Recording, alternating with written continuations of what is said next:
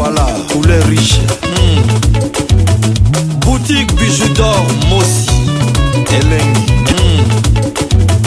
Boutique bijoux d'or, Mossi, Elengi. Voilà, poulet riche. Boutique bijoux d'or, Mossi, Elengi. Bonjour, bonjour la famille, bonjour babone nanga. Lelo na tonga lelo na lingi na pesaka conseil. Na babone nanga ya mibali et puis bandeko nanga ya mibali. Moi si aza mutu a jeté. Ndoki ya moi si azala toujours makasi. Et puis moi si o aza na makambu. Pasaka na yete. Kolukana na o conflit na moi si te. Kolukana na yo rando na moi si te. Moi si abotara moi si nde mutu abotara bino. Moi si abombara mobali na libumu 9 mois. Donc moi si aza mutu a jeté bandeko nanga. Luka na yo problème, za na otam suna conflit na ndeko na o mobali, mais koza la conflit na moi na moi si te. Ko faire chier moi na moi si te. So ko so faire chier moi na moi si o zwa résultat na yo. Et puis prière na biso ba maman nzamba yambaka ngo. Alors moi ça za mutu osaka na été. Ko luka na yo rando na moi si te parce que le souki lo mabe. Surtout moi so ayebi oyaza bangai. Hein, koluka problème na moi cité, surtout moi so azana visibilité. Hein? Koluka problème na été. Moi so mona makam, koluka problème na été.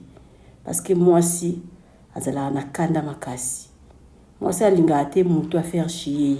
Moi ça linga ate mutu a kosele makam. Na sina lobeloko.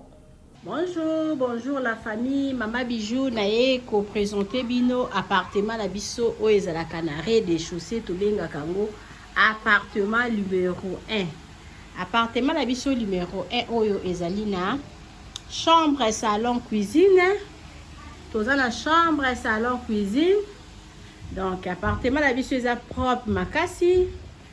Donc o bozo mona eza na salle à manger. Bakiti nango yango yo. Appartement la biso oyo eza nango na prix moko ya makasi te. Mama Bijou lobi bengaye. Osa la réservation appartement oyo bozomo la ndenge ezali propre tokota na katikati ya salon na oza chambre dango yango yo omoni ba regarde wala to sali okoki koya na biloko ofungoli otandi biloko na yo awa donc li nango ezali nango li ya 2 personnes eza vraiment munene makasi te mais eza vraiment ça va passable pour na 2 personnes. Ils ont la climatiseur, chambre la biso yango yo, tokota totala toilette nango. Toza la douche na biso douche debout. Oboni toilette yango na place à kobrosser yango yo. Donc appartement, chambre, salon, cuisine. Tozo ke disco koluka. Cuisine nango. Vraiment eza propre makasi, eza pona bino bato bozotala. Pour na abonné à Mama Bijou, à bato mupesanga confiance. Boya na appartement oyo, appartement numéro 1. Mama Bijou lobi bokozala jamais de si total asko cuisine nango. Tokoti na cuisine na biso oyo ya appartement na biso oyo tobengaka appartement numéro 1. Toza na congélateur. Totia yango wana pona bino. Toza na frigo. Toza na cafetière. Et puis toza na réchaud ya 4 plaques. Cuisine na biso eza munene makasi, botala eza na espace. Cuisine na biso yango yo, okoki pe kotia bakiti awa, ovandi ozolamba okozala jamais dessus. Omoni cuisine na biso yango yo, eza wana po na bino. Eye na kati ya matonge, maison de passage na biso. Maison de passage na biso ya goyo, maison de passage na biso ezana ba climatiseur, ezali climatisé. Maison de passage na biso ezana matonge na Irebu A37.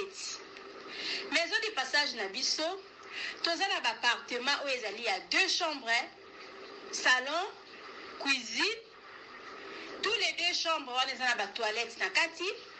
maison de passage na biso tozali na appartement oyo ezali kaka salon, salle de bain, chambre na cuisine. Tozali lisusu na appartement na biso oyo ezali appartement ya pamba lokola